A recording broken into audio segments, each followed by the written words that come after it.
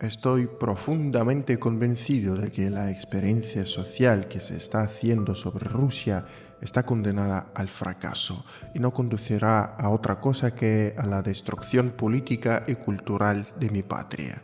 Este pensamiento me oprime implacablemente y me impide concentrarme en mi trabajo científico.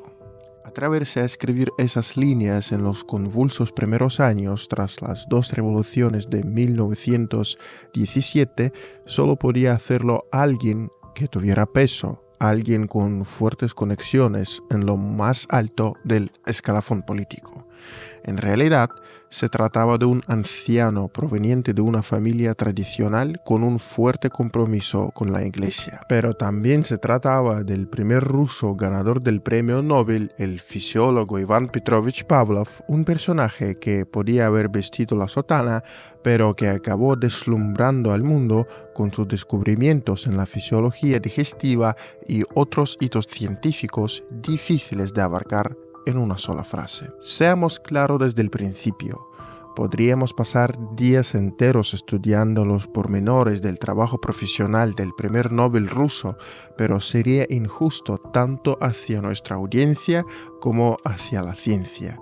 Por ello, reiteramos que en Huellas Rusas intentamos indagar en lo humano, por lo que lo académico servirá de acompañante. En esencia, solo nos interesa una cosa en la vida, nuestro contenido psíquico. Sin embargo, su mecanismo ha estado y sigue estando envuelto en una profunda oscuridad para nosotros. Todos los recursos del hombre, el arte, la religión, la literatura, la filosofía y las ciencias históricas, todos ellos se han unido para arrojar luz sobre esa oscuridad. Pero el hombre dispone de otro poderoso recurso, la ciencia natural, con sus métodos estrictamente objetivos, dijo Pavlov al recibir su Nobel de Medicina en 1904. Con esta frase, de una u otra manera, Iván Petrovich hace una especie de mezcla entre la ciencia, el arte y la religión, pero también resume su vida.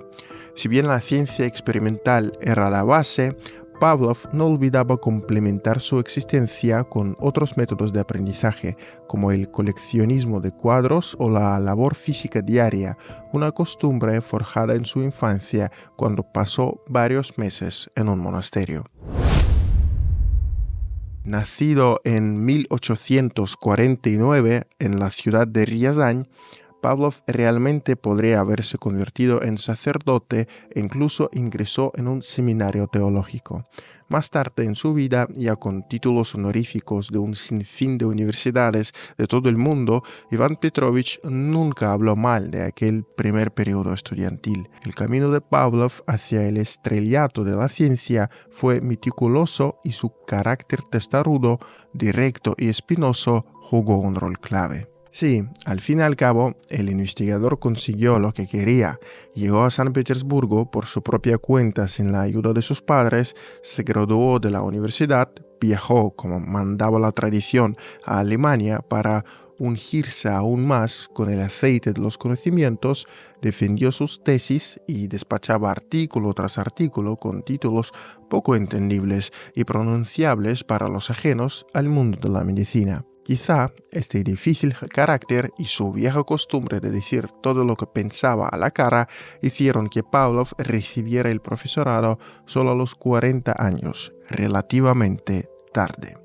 Hablar de Pavlov y no abordar el condicionamiento clásico sería como dejar el coche con el motor pero sin caja de cambios o al revés. Para los que ya han empezado a gritar o escribir injurias sobre supuesto maltrato animal, sean pacientes, intentaremos disipar sus dudas paso a paso. El enfoque que pregonaba Pavlov para sus experimentos era diferente al del llamado experimento agudo, donde los animales realmente se sometían a equivalentes a torturas sin anestesia, lo que provocaba su rápida muerte. Y si nos permiten este cinismo, tales ensayos tampoco tenían un alto nivel de rendimiento para la ciencia.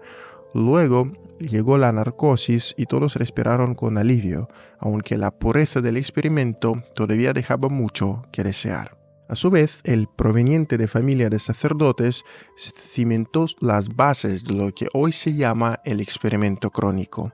Por ejemplo, estudiando la fisiología de la circulación sanguínea, el experimentador lograba que los perros fueran tranquilos y obedientes en la mesa de operaciones, pero detrás de ello existían diferentes métodos de adiestramiento a largo plazo. Así podían disecar una arteria en la pata y registrar así la presión sanguínea durante mucho tiempo. Para experimentos digestivos, Pavlov y sus seguidores llevaban al exterior los conductos del páncreas o glándulas salivales para recoger así fluidos fisiológicos puros y no mezclados. Gracias a sus famosas fístulas, objeto de numerosas críticas por parte de los que se llaman defensores de animales, se consiguió acceder al funcionamiento del esófago y el estómago. Pasaron años y cientos de ensayos antes de que el equipo encabezado por el científico estableciera la composición exacta del jugo gástrico y las peculiaridades de la digestión, entre otros avances. Sí, obtener muestras puras a través de la llamada alimentación imaginaria entrañaba engañar al perro porque implicaba hacer una transección del esófago, si bien no se cortaba por completo y sus bordes se cosían con puntadas en la piel. Con ello, comiera lo que comiera el can, la comida nunca llegaba al destino, pero solo así Pavlov podía recabar pruebas con el jugo gástrico puro. Con sus experimentos digestivos, Pavlov descubrió que el jugo gástrico y la saliva de los perros empezaban a excretarse no solo cuando recibían comida, sino cuando los canes oían los pasos de los profesores en batas blancas. Sí, todos recordamos este cuadro del manual escolar de biología, donde con una lámpara encendida se iniciaba la salivación en el can, pero la cosa iba más allá de una simple bombilla. Al mostrarle al can la comida, se activa la salivación, es decir, se activa un reflejo innato, el cual no requiere de condiciones especiales. En sus experimentos, Pavlov tentaba al perro con comida y encendía una bombilla o hacía sonar una campana, y después de un tiempo los fluidos digestivos salían incluso si no había comida y solo se encendía la lámpara. El descubrimiento del reflejo condicional con el modelo estímulo-respuesta daba respuesta a una variedad de preguntas, pero también se puso en el punto de mira de los que ostentaban el poder y, según creen algunos y otras tachan de absurdo, intentaban adiestrar a las hordas que estaban bajo su mandato. Para ir desgranando la relación entre Pavlov y las autoridades soviéticas, hay que apuntar que el científico, como cualquier otro erudito, a veces erraba en sus hipótesis. Y es normal, porque son las conjeturas lo que nos mueve hacia adelante. Así pues, en 1913, el fisiólogo puso bajo la lupa de sus colegas la idea de que los reflejos condicionales podían convertirse en incondicionales, o en otras palabras, heredarse. Luego, uno de sus estudiantes, de apellido Studientsov, continuó los peritajes y concluyó que los reflejos condicionales se formaban cada vez más rápido de generación a generación, o sea, que uno podía heredar la experiencia de sus padres. A tamaño del Estado, esto significaba que toda una generación forjada dentro del marco establecido desde arriba podía transmitir sus hábitos a las generaciones venideras. Empero, esta conjetura inicial de Pavlov, elaborada en profundidad por uno de sus discípulos, chocó con la crítica de otros científicos que desecharon la idea por completo. Finalmente, el propio Pavlov formuló que las pruebas realizadas por Studientsov no resistían a criterios más estrictos, por lo que la idea de transmisión hereditaria de reflejos pavlovianos no se corroboró. Sin embargo, esta falacia temporal nos sirve de puente para hablar sobre las relaciones entre Pavlov y el Estado, principalmente con los bolcheviques.